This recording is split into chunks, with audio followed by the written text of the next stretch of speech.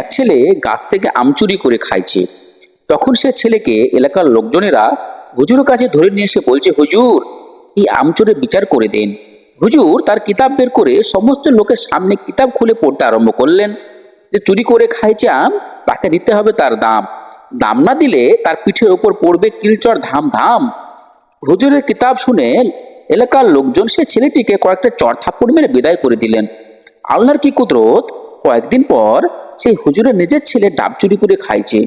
তখন এলাকার লোকজন হুজুরের কাছে এসে বলছে, হুজুর, মানুষের ছেলে আম চুরি করে খাইছে দেখে বিচার করলেন, এখন আপনার ছেলে তো ডাব চুরি করে খাইছে, বিচার করেন দেখি।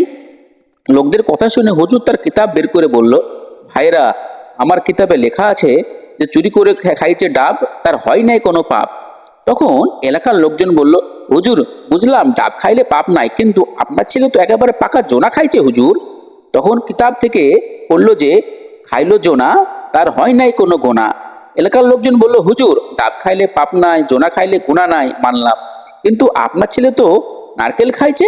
তখন হুজুর তার কিতাব থেকে পড়ল যে নারকেল খাইছে চুরি কইরা, তোমরা সবাই হও তার হাত ধরে মুরিদ হইয়া।